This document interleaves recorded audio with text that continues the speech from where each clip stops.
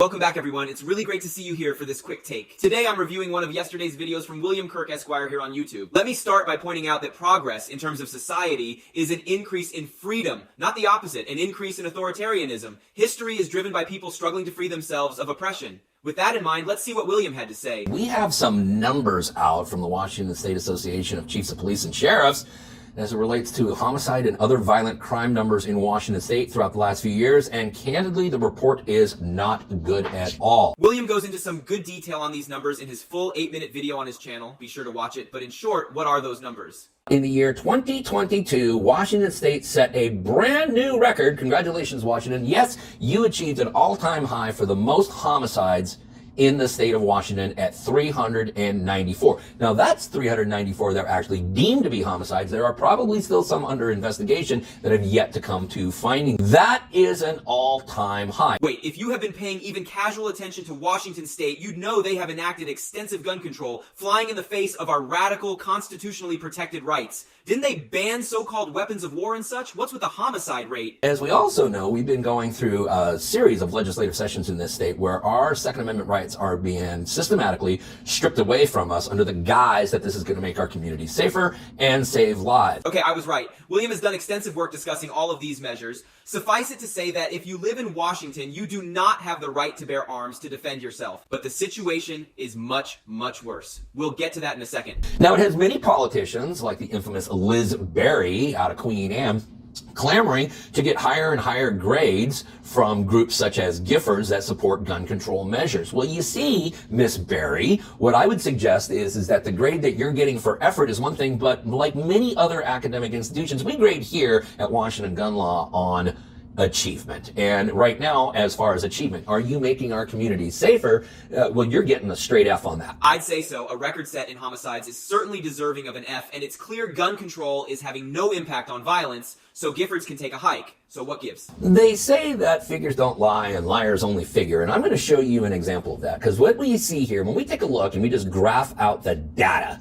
here of what's going on in Washington State, we will see this alarming, and I do mean alarming uptick in homicides starting in roughly 2019. Now, I'll also point out that that is 1 year before the pandemic, but also about the same time that all of those down in Olympia started really cracking down on your otherwise inalienable rights. That's really surprising. I thought Washington was a sanctuary for peaceful, liberal people. This does not sound peaceful or liberal. It sounds violent and out of control. Now, what could cause this sudden and obvious spike in homicide? Was it perhaps the pandemic? Was it the fact that we were all just unemployed, sitting at home with nothing better to do than run around and shoot each other? Well, let me give you another statistic also released in the same study. Because you see here, when we take a look at officers per capita from 1980 to the year 2022, we see almost an identical drop in this graph as we saw in the increase of homicide numbers. As a matter of fact, when you lay the two graphs over the top of each other, who would have ever thought that if you start systematically removing police officers from the streets of Washington State, suddenly our communities get more dangerous? I never saw that coming. Did any of you? Wow, this is insane. What is going on in Washington State? It sounds to me like people have lost their minds. Maybe they're smoking too much rope. And so you see, what appears here is that you have a political movement which is essentially making your communities less safe on purpose, and then using the fallout from that, essentially violent crime data, to then pass more and more laws designed to disarm you and to not address the issues at hand. Yeah, this is insane, but that's the MO of the gun grabbers. These people appeal to emotion, lie about statistics like mass shootings and cause of death and age demographics, and then cover up the reality of the terror they are enacting. This is beyond dystopic.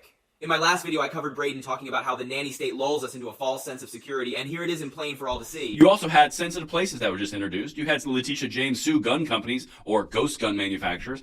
There's not much more they can do short of confiscation, and yet these things still happen to the innocent among us. You have to understand, in a world full of evil intentions, you have to have a way to defend yourself. Because relying on a nanny state, relying on an overbearing state that takes the gun rights from individuals and says, don't worry, we'll take care of it, this is what happens. You create a power vacuum, and you see the innocent suffer. Of course, Washington is doing both, taking away your right to defend yourself and taking away whatever law enforcement they are assumed to have to take place of your stolen rights. So that's all I have for now. Be lawful, stay safe, and remember, black guns matter. Never give up your rights. Hell yes, we're gonna take your AR-15.